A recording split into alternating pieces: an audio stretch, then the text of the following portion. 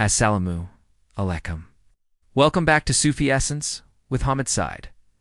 Part 7.7. The Heights, Surah Al-A'raf.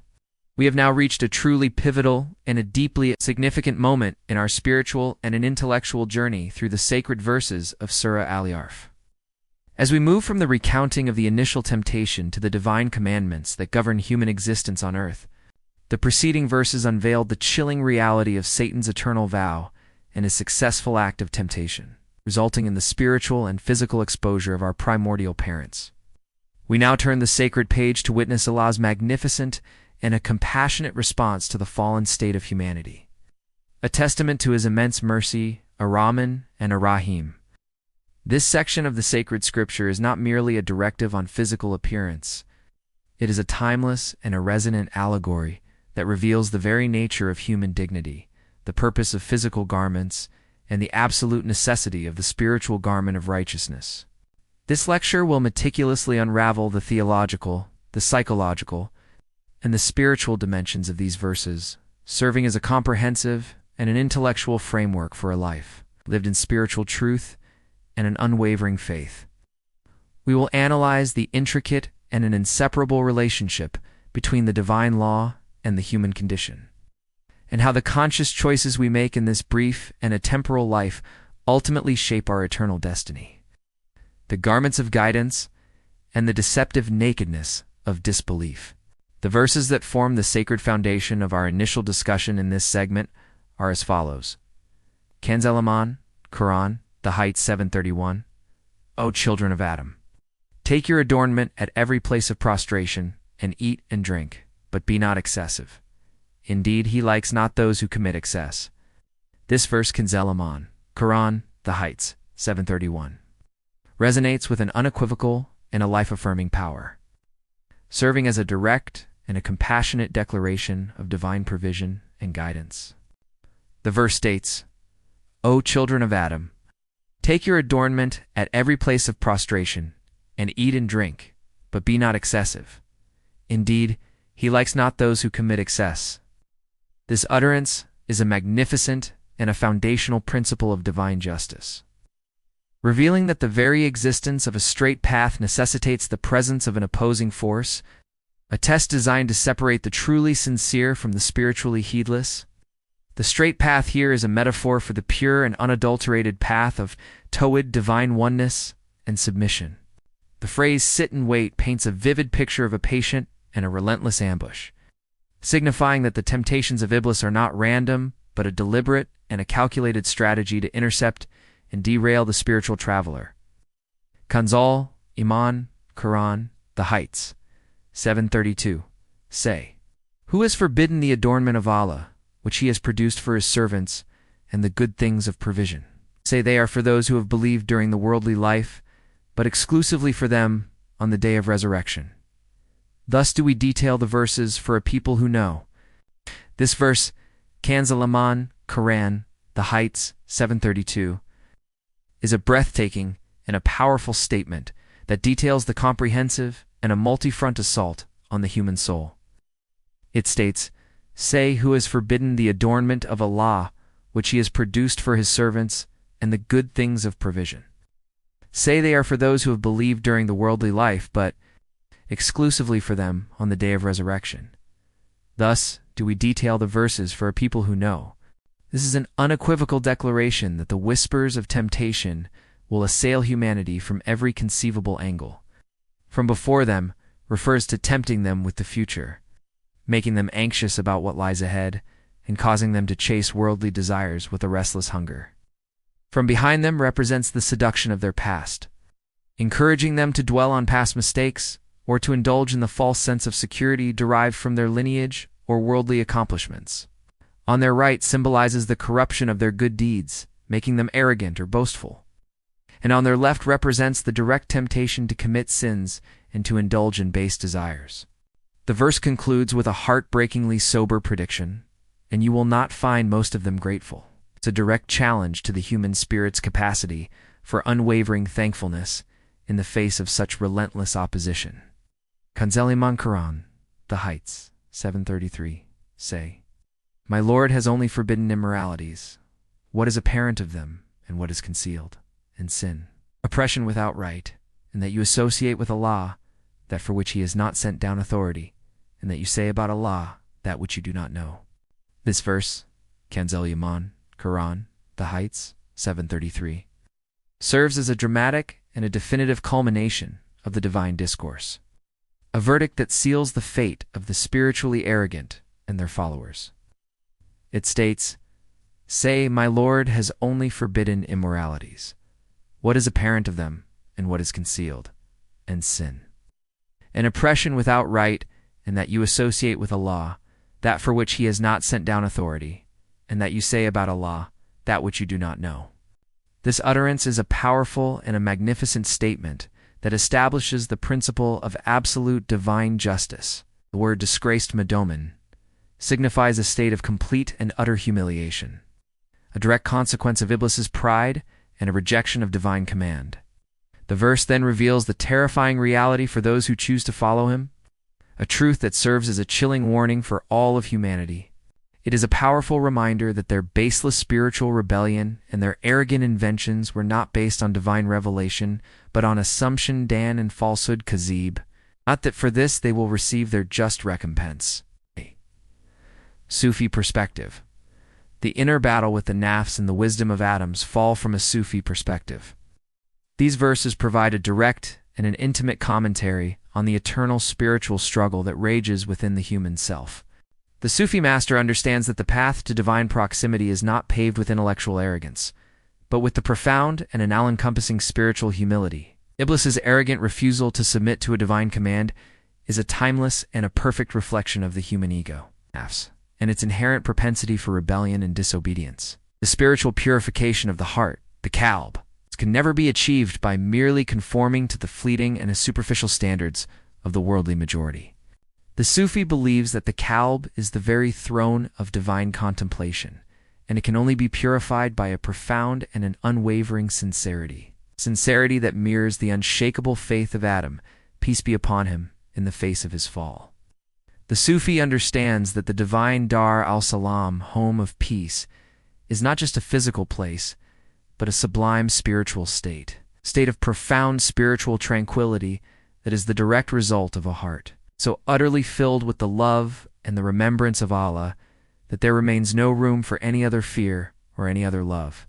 The Sufi understands that the most sacred and a most profound relationship is the relationship between the salic spiritual traveler and their Lord, a relationship based on an unwavering sincerity and a deep love that transcends all worldly bonds.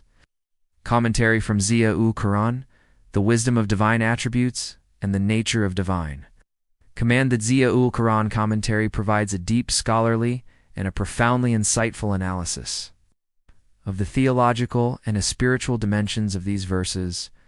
The commentator beautifully articulates how these verses serve as a powerful and a direct call to a deeper and a more personal relationship with the Creator, a relationship that must be founded on absolute knowledge and an unshakable certainty rather than mere assumption and fabrication.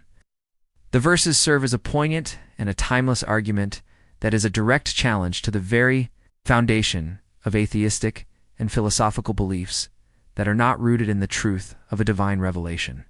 The commentary also provides a scholarly and a beautiful explanation of the divine wisdom behind the divine law, making it clear that it is a sublime act of divine mercy that has been given to humanity for its ultimate spiritual and physical well-being, the injustice of the disbelievers and the profound loss. We now continue our intellectual and a spiritual journey through the magnificent verses of Surah Al-A'raf, examining the profound consequences of disbelief and the ultimate reward of a life of faith. Kanzul Iman, Quran, The Heights, 734, and for every nation is a specified term. So when their time has come, they will not remain behind by an hour, nor will they precede it. This verse, Kanzul Iman, Quran, The Heights, 734, is a chilling statement on the nature of a spiritual and a physical injustice. It is a direct and a powerful commentary on the reality that a state of spiritual heedlessness and a transgression inevitably leads one to a state of spiritual and a physical loss. The verse states, He said, "Get down, some of you to some others as enemies.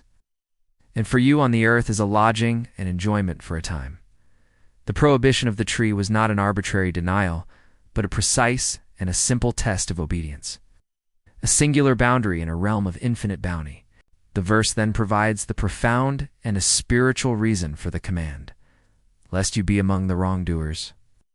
This is a sobering reminder that a person's spiritual state is a direct reflection of their inner intentions and their outward deeds, and that a single act of disobedience can cast a shadow upon the soul. Quran, the Heights, 735. O children of Adam, there come to you messengers from among you, relating to you my verses, then whoever becomes righteous and corrects himself, there will be no fear concerning them, nor will they grieve. This verse, Kanzul Quran, the Heights, 735, serves as a masterful and a chilling account of the first temptation. It begins with the sinister and a subtle act of a whisper. The verse states, "Then Satan whispered to them to make apparent to them that which was concealed from them of their private parts."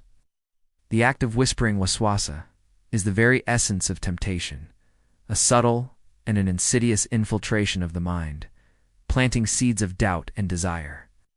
Satan's motive was to expose what was hidden, the private parts, thereby introducing the concepts of shame and a nakedness into the human experience. His words, "Your Lord did not forbid you from this tree, except that you become angels or become of those who live forever," were a deceptive and a masterful psychological manipulation, exploiting the human desire for eternal life and a higher spiritual station.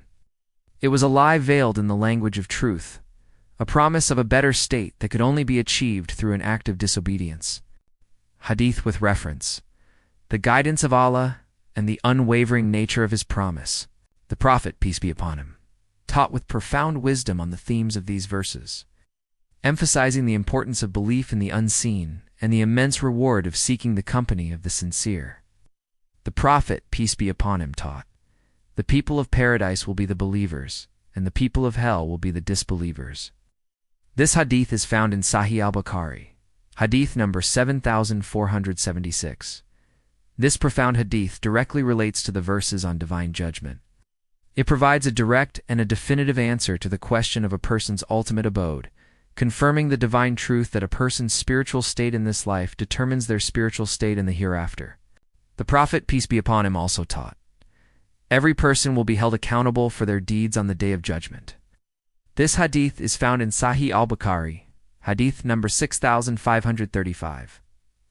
This hadith, while not directly related to the verses, is a powerful and a timeless lesson that the best form of worship is not just in ritual, but in our character. It is a reminder that our actions are a manifestation of our inner state, and that the best form of spiritual worship is to embody the divine names and attributes in our character. The hadith also gives a subtle promise that this vision is reserved for the hereafter, a magnificent reward for the righteous. The theological implications, the inevitability of judgment, and the rejection of free will. The verses in this section are a direct and a powerful refutation of the philosophical position that denies the existence of a day of judgment. They serve as an unequivocal statement that this life is not an end in itself, but a brief and a fleeting test for a greater and a more profound reality. The verses also serve as a subtle refutation of the philosophical position that a person's actions are not a result of their free will. The verses state that a person's spiritual blindness is not a result of a divine injustice, but a profound act of a spiritual self-destruction. The verses also serve as a beautiful reminder that a person's sincere efforts, no matter how insignificant they may seem, are known to Allah, and it is their sincere efforts that will be the ultimate source of their spiritual success. Our comprehensive analysis of the verses of Surah Al-A'raf reveals a profound and an interconnected argument for the absolute oneness of Allah. The surah masterfully transitions from the ultimate futility of denying the hour to the ultimate absurdity of polytheism. It teaches us that this life is a brief and a fleeting test, and that true existence and a success lie in the hereafter. The verses beautifully illustrate the nature of spiritual blindness, which is a consequence of a willful denial, and they offer a profound lesson on the interconnectedness of all living things. The powerful and direct challenges to the polytheists in these verses serve as a timeless lesson for all who seek to remove the veil of heedlessness from their hearts, and to return to the singular and everlasting light of Tawhid. May Allah Ar-Rahman and Ar-Rahim fill your heart with the light of His truth and grant you the spiritual insight to recognize His signs in every aspect of creation. May He free your soul from the shackles of doubt and the chains of worldly attachment, so that you may stand before Him on the day of judgment with a pure and a tranquil heart. May He make your efforts a source of profound reward and your channel a beacon of guidance for all who seek spiritual clarity. May He grant you the profound and an unwavering steadfastness on the path of truth, and may your work be a testament to His magnificent names, Ar-Rahman and Ar-Rahim.